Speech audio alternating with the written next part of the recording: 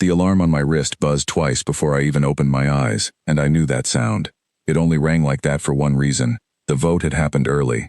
I was Claire Bennett, the only human allowed inside the great chamber of the Galactic Council, and I had spent 11 years trying to convince 312 alien delegates that my species deserved a place among the stars. That morning, standing in the narrow hallway outside the chamber doors, I already knew the answer before anyone said a word. I could see it in the way the guards would not look at me. The doors opened on their own, sliding apart with a soft hiss, and the smell of cold metal and unfamiliar air hit me the way it always did. Counselor Renadar of the Ashen Concord was waiting just past the threshold. He was tall, thin, with skin the color of wet stone, and eyes that never seemed to blink. He had always been polite to me. That morning, his politeness felt like a warning. "Ambassador Bennett," he said, "the vote has concluded." "I gathered that," I said. "Say it plainly." He hesitated, which was rare for him. 311 in favor, 1 against. Humanity will be sealed within its own system. No further contact, no further travel. Your engines will be disabled remotely within the hour.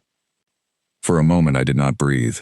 11 years of meetings, reports, translated apologies, careful smiles, all of it collapsing into a single sentence spoken in a hallway by someone who could not even meet my eyes while he said it. "You are locking 200 billion people inside one small solar system," I said. "Forever. It is not meant as cruelty," he said. "It is meant as safety, for all of us." I did not answer him.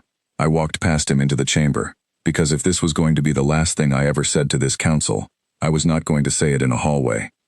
The chamber was vast, shaped like a bowl of dark glass, with seats rising in rings around a small round platform in the center.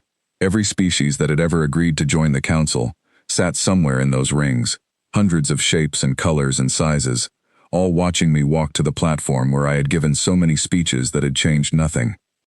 I stood there in my uniform, the same one I always wore, plain and dark, no medals, nothing to hide behind. "I understand the vote has passed," I said. My voice echoed against the glass walls. Nobody answered. Counselor Adar rose from his seat near the front.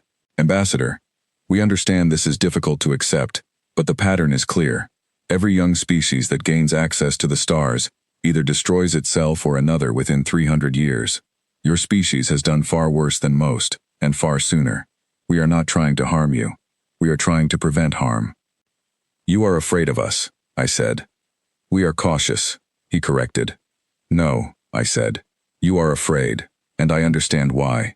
But you have made a mistake today, and I want it recorded, in whatever language your archives use, that I told you so before it happened." A murmur ran through the rings of seats, quiet, uncertain. I let it settle before I spoke again. "You have studied us for 11 years, I said. "You have read our history. You know about our wars, our mistakes, the terrible things we have done to each other. I am not going to defend any of that, because it happened, and pretending it did not would insult every person who suffered because of it." "Then you agree with our decision," said a delegate from the Vren Collective, a small cluster of beings who spoke as one voice through a shared translator. "No," I said. "I agree with your facts. I do not agree with your conclusion. You looked at our worst moments and decided that was the whole story. You never once asked what came after." Silence again, but different this time. Listening silence. "We have destroyed cities," I said, "and then built hospitals where the ashes were. We have fought wars that killed millions, and within the lifetime of a single person, the countries that fought each other became allies, trading partners, even family, through marriage and friendship. We have made terrible weapons, and used the same science behind them to cure diseases that had haunted us for 10,000 years. You call that pattern dangerous. I call it a rhythm. We fall, and then we build something better on the place where we fell, every single time." Counselor Adar's jaw tightened, though on his face it looked more like a ripple across stone. "That is a hopeful way to describe a violent history, Ambassador." "It is an honest way," I said. "You do not fear that we destroy ourselves. Every species in this chamber has watched that happen to someone, and none of you lost sleep over it. What you fear is that we do not stay destroyed. You fear a species that turns its worst years into fuel for its best ones. That is not comfortable to watch, because it means we do not follow your pattern. We follow our own." Nobody in the chamber spoke. Even the small lights along the walls that reacted to sound and emotion had gone dim, as though the whole room was holding something in. "You have decided to cut off our engines," I continued. "You will disable the drives your engineers gave us access to, the ones we agreed to under your supervision. Fine, Do that, but understand something. We built rockets out of leftover missile designs less than 100 years after we first learned to fly, using nothing but paper calculations and stubborn will, because two men on our planet wanted to prove a point to each other. You think a sealed border will stop us from finding our own way out here? We have already accounted for that, said a delegate whose name I did not know, a tall being with feathers instead of hair. Your remaining technology is far behind what would be required. You have accounted for our technology, I said. You have not accounted for us. I stepped down from the platform slowly, walking a slow circle so that I could look at as many of the delegates as I could before I finished. You gave us a deadline today, I said, whether you meant to or not, and you have just handed my species the two things it has never needed twice to become dangerous, in the best sense of that word, a wall to break and a reason to want to break it. We built our first satellites while half our planet did not have clean water. We split the atom before we cured simple infections. We have never once waited for permission to try something impossible. You just told 200 billion people that the door is locked. I have lived with these people my whole life. I have buried the worst of them and been raised by the best of them. Locking the door will not stop them. It will only make the sound of the door breaking louder when it finally happens. I turned and walked toward the exit. Nobody stopped me. Nobody spoke. I do not know what was said in that chamber after the doors closed behind me, and I never asked. 3 days later, I was back on Earth, standing in a quiet control room outside a shipyard hidden in the shadow of a moon nobody outside our system had ever mapped. My brother, Daniel Bennett, was there, along with a young engineer named Grace Whitmore, who had spent the last 4 years of her life working on something the council never approved and never knew existed. You are sure about this, Daniel said, not really asking. I told them exactly what they were doing, I said. I am not sorry I said it, but words alone will not get us anywhere. We need to show them. Grace looked up from her console, her hands steady despite the tension in the room. The core is stable. We ran it through every simulation we could think of. If this works, we will have the first fully independent drive this planet has ever built. No borrowed parts, no supervised design, ours. And if it does not work, Daniel asked. Then we try again, I said. That is the whole point, isn't it? The countdown began quietly, numbers falling across the main screen, and for a moment the room was completely still. I thought about the chamber, about Counselor Adar's careful voice explaining why our future had to be sealed away for everyone's safety. I thought about how certain he had sounded, how confident, as if the vote had settled something permanent. The engine ignited. There was no explosion, no dramatic shaking of the walls, nothing like the stories people tell about rockets tearing themselves apart. Just a low, steady hum that built and built until the entire shipyard seemed to breathe with it, and then a soft flash of light on the screen, as the small, unmanned test vessel outside slipped past the edge of our solar system, faster than any council reading had ever predicted was possible for us. Grace let out a breath she had clearly been holding for a long time. It worked. Daniel laughed, quiet and disbelieving. They cut our access 3 days ago. They cut our access to their engines, I said, not ours. Word spread quickly after that, though quietly at first, through people who had spent years working without recognition. Engineers and scientists and dreamers scattered across our planet who had never stopped building, just because someone told them they could not. Within weeks, more shipyards became active. Within months, 3 more test vessels had completed successful flights, each one faster and steadier than the last. The council noticed, of course. They always do. A message arrived through an old relay channel that had not fully been shut down, addressed directly to me. Counselor Adar's voice, calm as ever, though something in it had changed. Ambassador Bennett, the message said, we are aware of unauthorized activity within your system. We request an explanation.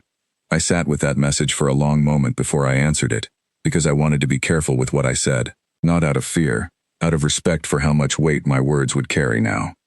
You asked for an explanation, I said, recording my reply. Here it is. You told 200 billion people that they were too dangerous to be trusted with the stars. You said it as if it were a kindness, a way to protect everyone, including us. But you never once considered that the very thing you feared, our refusal to stay contained, our refusal to accept a limit placed on us by people who barely understood us, is the same thing that has carried us through every disaster we ever caused ourselves. We do not need your permission to build. We never did. We only needed the reason, and you gave it to us 3 days ago, standing in your own chamber. I paused the recording there, thinking about how to end it, and then I simply said what felt true. We are not asking to be let back in, I said. We are simply letting you know that we are already on our way out. You can meet us as equals when we arrive, or you can meet us as strangers you tried to keep locked away. Either way, we will be there. I sent the message and did not wait for a reply. Over the following year, the council's silence toward us became something closer to careful observation than outright refusal. Ships from Earth, small at first, cautious, crewed by people who had spent their whole lives dreaming of exactly this moment, began appearing at the edges of neutral space, always respectful, always calm, never aggressive, simply present. It became harder and harder for the council to pretend that the border they had drawn around us still meant anything. Grace was promoted to lead engineer of the growing fleet, still barely 30 years old, still just as steady as she had been the night of that first quiet test flight.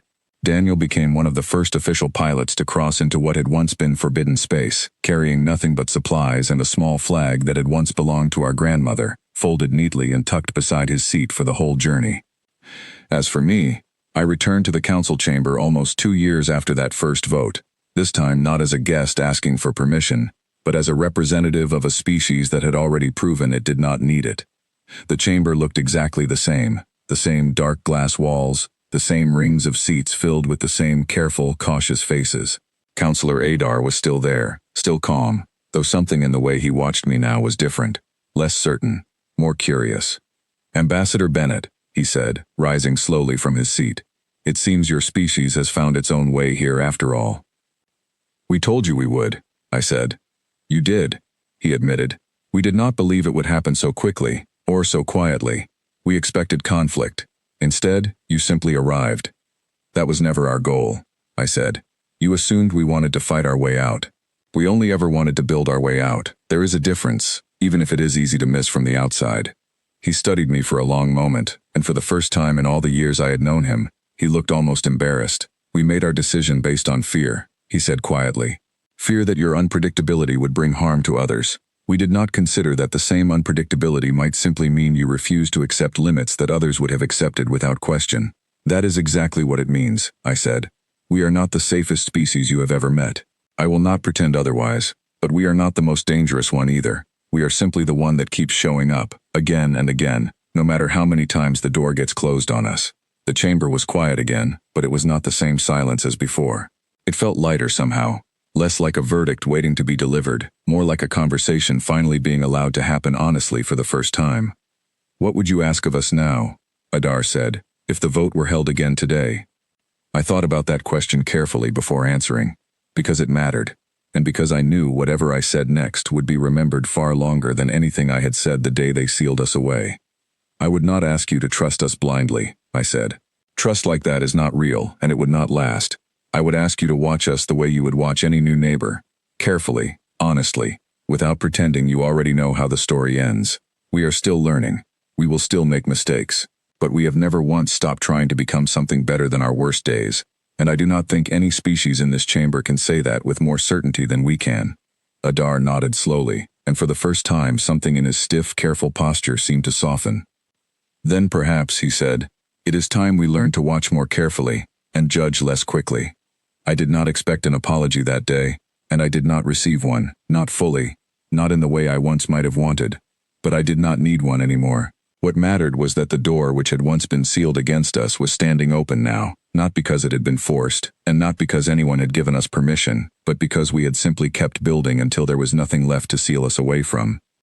As I left the chamber that day, walking through the same halls where guards had once refused to meet my eyes, I thought about the version of myself who had stood on that platform 2 years earlier, telling 312 delegates that they had made a mistake they would come to regret. I had believed it then with everything I had. I believed it even more now, standing on the other side of it, watching the same careful, cautious species who had once tried to lock us away finally beginning to understand what they had actually been afraid of all along. They had never truly been afraid that we would destroy ourselves. They had been afraid that we never really would, not for good, not permanently, not in the way their careful patterns predicted. And in the end, that fear was the only part of their decision that had ever truly been correct.